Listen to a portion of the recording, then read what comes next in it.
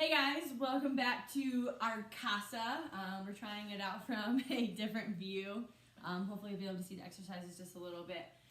So, hope you guys are having a good Wednesday. We're halfway through the week. I don't know about you, but my weeks just like literally fly by even though we're in quarantine. So, we're going to get started with today. We're going to go through our exercises and then we'll get through our finisher today. Okay, so first thing we're going to start out with. Okay, I think there's a ghost in our house. Our lights keep flickering on and off. But anyways, we're going to start with a single leg RDL. So from the side view, we've been doing these ones. We're going to add a little modification or a progression to it to make it just a little bit harder. But just to show the simpler version, you're going to be balancing on one leg and you're going to straighten out completely here. Okay, so we're working on that hamstring here. So, got it? Yep. Okay, so she's going to go back with her legs straight. She's going to reach her arms out, and she's making sure that she's keeping her hip down, okay? So this is in a nice straight line, okay? You're going to do 10 on each leg for that. If you want to make it a little bit heavier, you can add like a heavier backpack, or maybe you add some cans, a gallon of milk, whatever you'd like, but you're going to reach down in front of you now, okay? So when she goes down, she's going to reach straight down. She's going to keep the back close to her body. She's going to straighten out this leg. Okay, and then she's going to have that pull in the hamstring again. Okay, so as she goes down, go ahead. She's going to let the back fall down with her just a little bit. Okay, and then she's coming back up to the top. All right, so you're going to do that 10 times on each leg. Again, you can just add the bag if you want to just kind of increase the intensity of the exercise. Okay, and then from there, we're going to go into an elevated glute bridge. Okay, so we want this one to be hamstring centered, okay? So if we were making this one glute centered, she would have her feet on the end of the chair. You can do this on a couch as well. She's gonna have her feet in the middle of the chair, okay? So she's going to drive her hips up, okay? She's gonna come up to the top, squeeze her glutes, and she's also gonna feel this in the hamstrings, okay? And then she's gonna go down in a nice controlled motion. So when she's going up, go ahead. She wants to make sure that she's not overarching her back. She wants this to be in a nice straight line here, okay? If you want to add some resistance to it, if you have some bands at home, you can put this above your knees here.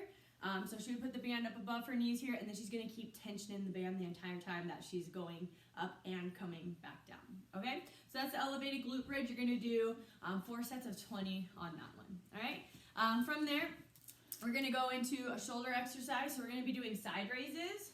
You can do this one standing or kneeling. It really doesn't matter. You're going to need some cans.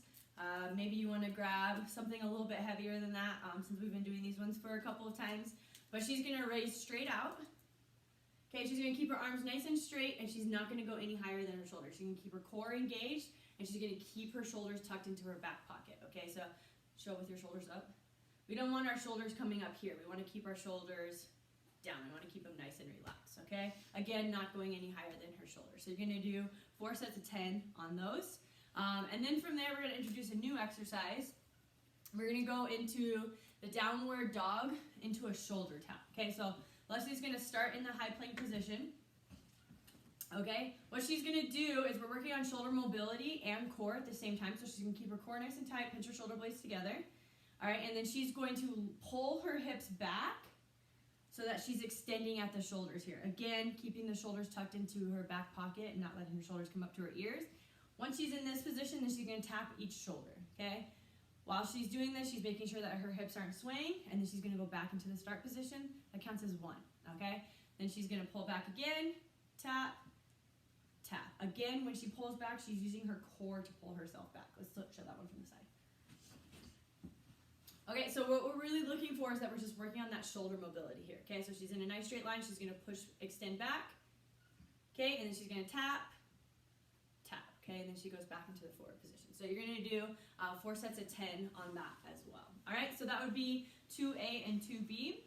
And then we're going to go on to 3A and 3B, okay? So we're going to start out with an exercise that's I feel is really important. It helps to stretch us out. A lot of us don't have a lot of flexibility in our hips.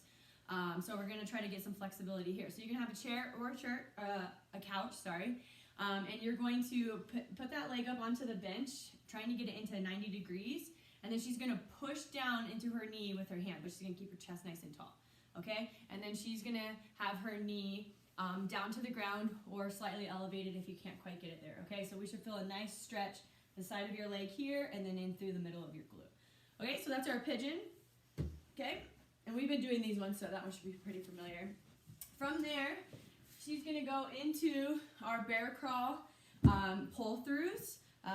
I really liked this exercise last week, so I had to keep it in here. So you're gonna be into that bear crawl position. So again, hands are directly under the shoulders, back is nice and straight, and then she has her knees directly under her hips right here, okay? She's going to start by pulling the opposite way when she pulls the book through, okay? So she's gonna keep her core nice and tight as she pulls, and she's trying not to sway, okay? She's just gonna keep pulling that book through, okay? So you're gonna do 4 sets of 8 on each side for that one. Make sure you're keeping that core tight. Your core should be lit up if you're doing this one correctly, all right? And then that finishes the main part of the exercise. We're gonna go into the finisher, all right? So we've been doing dead bugs with a hold. We're gonna move on to the moving version of it. So she's gonna go ahead and get to the dead bug position. Okay, our dead bug is similar to our bird dog that we did earlier this week, except for she just flipped over, okay? So hands are directly over the shoulders, knees are in line with the hips, okay? So she's gonna move forward just a little bit. What she's gonna do is she's gonna extend opposite arm, opposite leg. So she's gonna extend out. Okay, she's gonna try to extend that arm all the way, but again, our living room is so small. And then she's gonna make sure that her back is completely flat underneath the ground, okay? So you wanna try to envision that if somebody was trying to stick their hand under your back, that they couldn't get under there, okay? So she's gonna go opposite arm, opposite leg. She's gonna switch each time, okay? We wanna do this in a nice controlled motion.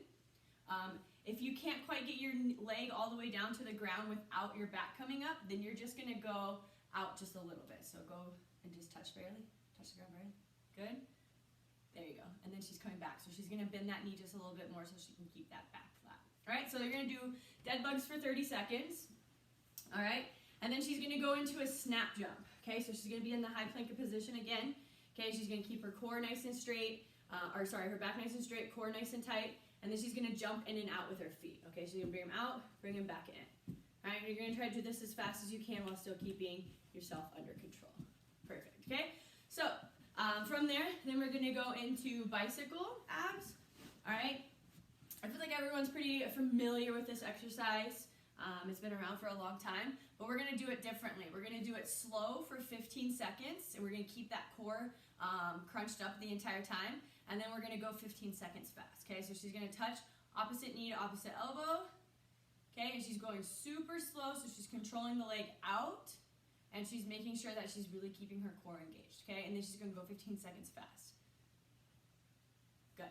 Okay, so we're getting that 15 seconds fast. Perfect. So that would be the bicycles. And then the last one that you're gonna end with is a reverse lunge into a knee lift, okay? So she's gonna step back, keeping that knee in line, and then she's gonna drive her leg up, okay? So she's gonna do that for 15 seconds on each side, all right? If you wanna increase the intensity on this one a little bit, you can add a little hop when you drive the knee up. Good, still making sure that you're stabilizing that knee just a little bit, okay? So that would be day 3 for your workouts. Hope you guys have a good workout and have a good day. Thank you.